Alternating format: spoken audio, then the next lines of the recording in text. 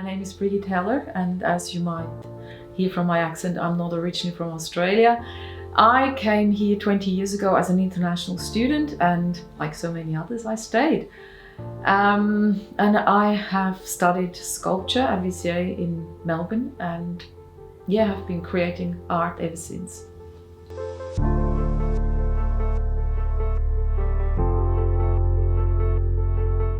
Initially, I was in banking, which is totally different, but I always sort of knew, I wanted to do something more creative, and I went to New Zealand and did sort of an introductory course in art and design, and was literally introduced to sculpture, and I just knew the 3D world, that's my world, that's my language, and that's what really suits me. And still now, I do all sorts of things, but it's really the 3D form that speaks to me.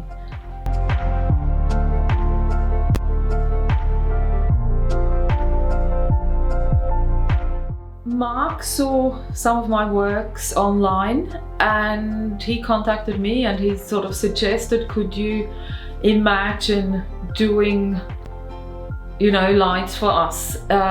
It was more about the process. He saw what the weaving technique that you see on my lamps, and he felt that would be a really good fit.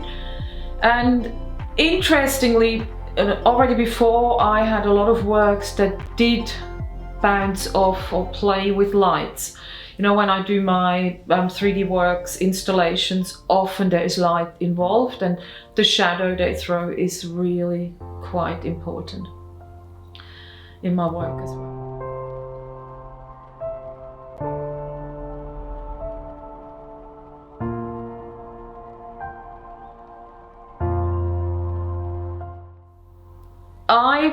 I'm really drawn to the shape of the vessel, the round shape, but at the same time also really organic. So it really was just a sort of a natural progression that sort of led me fall into. And the thing is, you notice if you look at those two, they always are different. I do not overly force myself, I don't follow a certain pattern.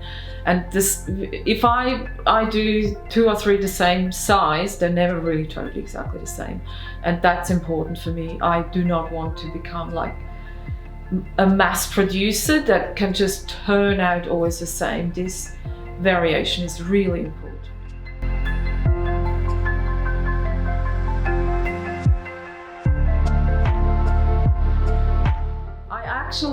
I have moved to a new house, and after years of making those lamps, I actually made one for myself, and it was such a revelation. So I hung it up, had the light bulb, and for the first time I saw the beautiful pattern it actually throws on the ceiling. It is like this spider web that goes out on the ceiling in the dark, and I never knew. So it was really quite beautiful.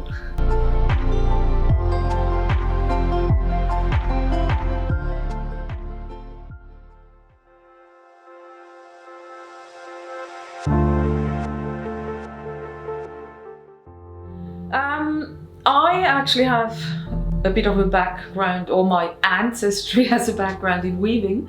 My grandfather was a basket maker. He was disabled, and so for him, in the olden days, a lot of disabled people would engage with basket weaving because you didn't have to be overly mobile.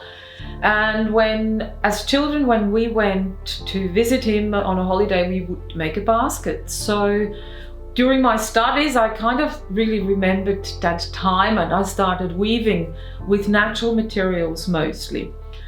And I actually sold a few works that I had woven with willow and with vines, grapevines. Where I live, it's a wine area.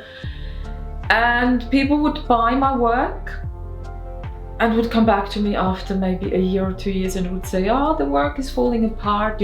Outside work, you could do it indoors, no problem. But outside it deteriorates. And then I started to think, what could I do? I don't really want to repair works all the time. I really don't like doing that. And with ephemeral works, they have a finite lifespan, and I don't think it's right if you don't just go and repair all the time. So then I started to explore wire, and initially I just used normal wire, and that was really hard on my hands. I mean, as it is, my hands are really suffering. So I found this really soft annealed wire. So this wire has been cooked in a kiln and softened, and I have this contact with the factory in Melbourne where I ever so often go and buy some wire.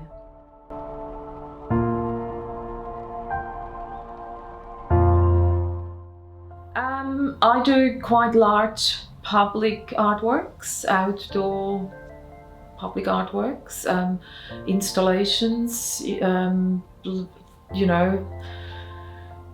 group exhibitions, solo exhibitions. I do a sculpture mainly in steel, but also I work with wood, I work with plaster, then I do a bit of printmaking, drawing. I teach as well, so through my teaching I engage with so many different art forms, and constantly evolving and teaching new things to my students.